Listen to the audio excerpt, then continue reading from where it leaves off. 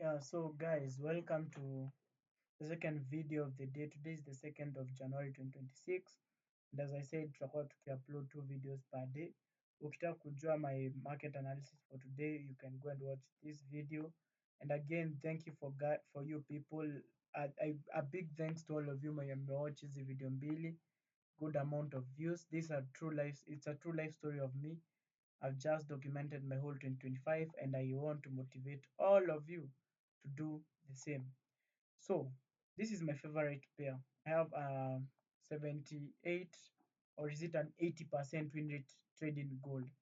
So, gold nilikuwa nimemark level of sellers na if you watch the video yenye nimeonyesha, like if you watch this video utasikia nikisema very plainly that the reason as to why nilikuwa nimemark 4401 ni juu nilikuwa nataka kupurchase gold above V level. Now in the next few minutes nitakuwa nikisell gold. This is because tukitaka kuangalia now I want to teach you the system. So the first thing you want to do, you want to go to the 4-hour time frame. In the 4-hour time frame tulikuwa tushaona price imerudi kwa this level of sellers na imetupea fucking bullish engulfing above the same level. So nakumbuka kwa hiyo video nikisema that it is very clear that price is bearish. Why? Because price ilikuwa ina break hizi level na nilikuwa nataka kubuy, that is kama inge break 441. Na clearly ukiangalia the 4-hour time frame uta realize that what happened ni price came and bounced off of 4,400 instead of breaking out of it. It bounced off of that level and now ikaanza ku fucking sell. So 4-hour time frame ni bearish. 1-hour time frame is extremely bearish. I don't think there's any need of explaining the 1-hour time frame. Clearly utaona sellers. Our sellers walikuwa weak, but our sellers walikuwa strong huku juu because wakati our sellers waliingia, now tuko marking levels. Wenye our sellers waliingia walipush price mpaka hiyo levels, ndio. So price iko extremely bearish in the 1-hour time frame, iko extremely bearish in the 4-hour time frame because of this level of sellers. Because at 4,401 kuko na sellers.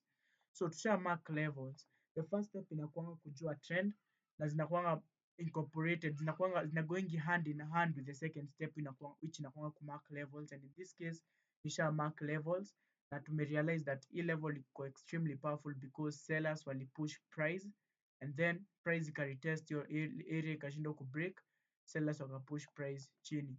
Now the third step ni ICC. What is ICC? ICC is price ina break a significant area. Yenye imefanya hapa ni buyers walipush price mpaka hii level. After buyers walipush price mpaka hii level, sellers waliingia. Sellers kuingia wali break kwenye buyers walikuwa, which means that buyers wenye wako hapa wameisha nguvu. So the first breakout, this breakout tunaitanga indication.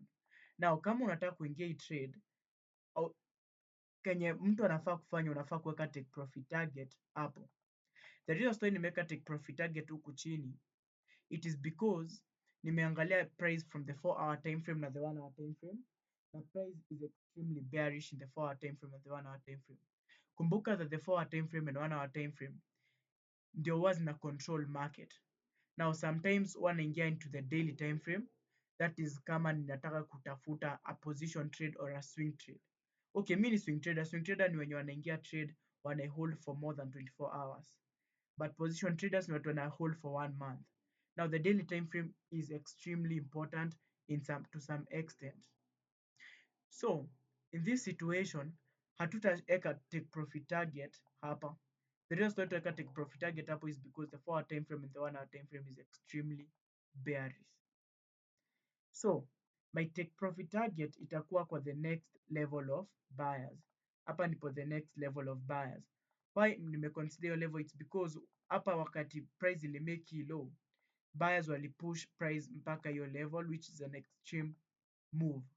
Na hapa tukapata double top, which means that na bado buyers waka break out of that level.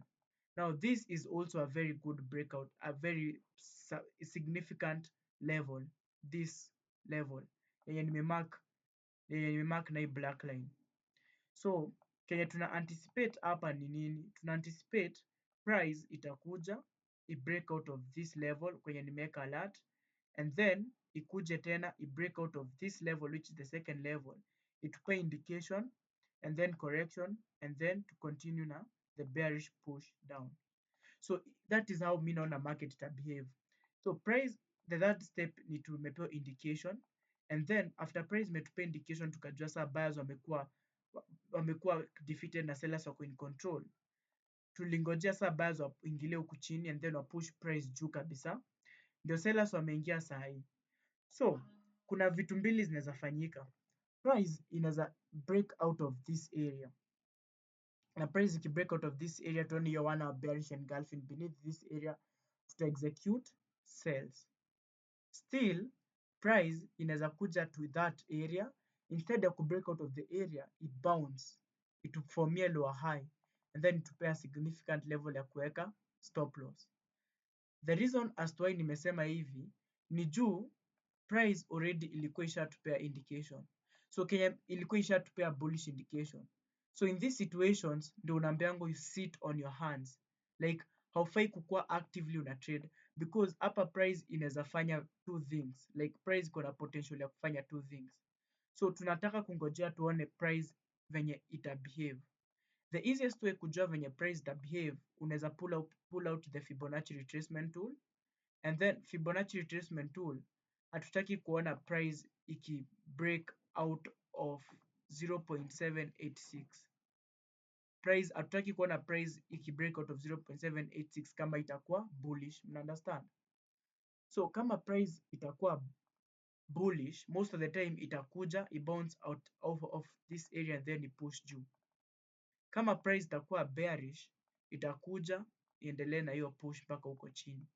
So sahi the best thing kufanya ni kusit at your hands, like do not try to execute any trade. Ngojea hiyo extra confirmation, ngojea tuone a good bearish engulfing beneath this area, a good one, especially if your bearish engulfing inaweza close hapo, it will be a very good trade because now itakuwa close beneath 0.786. So the fourth step inakuanga execution, na execution nataka kutarget risk reward 1:2. Ukiangalia vizuri hii ni risk reward 1:1.5.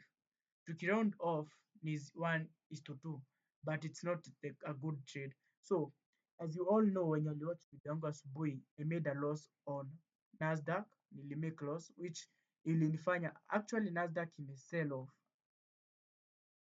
This is very bad. Like Nasdaq tulikuwa tumeingia sales hapa, tukaweka stop loss hapa, tumekuwa stopped out and then price ikakuwa bearish. Nasdaq inakuanga very bad manipulator. Na kwa hiyo analysis ulisikia vizuri nikisema that price ka break beneath the area tunaweza ingia sales. So tuta consider tu hapa. So enda watch your video kwa nataka kuunderstand kwa nini nimesema hiyo level. Nasdaq niliingia sales, nilikuwa nimeingia sales like kutoka hiyo level. Stop loss nilikuwa nimeweka hapo, and then take profit target nilikuwa nimeweka huku chini. Tumekuwa stopped out alafu price ikarudi back bearish, which ilinikasirisha sana na nikasema natoa Nasdaq kwa watch list, but tuta continue pushing with it. Silver na ngojea, the thing with silver ni silver itakuwa very good trade, na ngojea tu inipe indication beneath the area correction tuingie sales mpaka huku chini.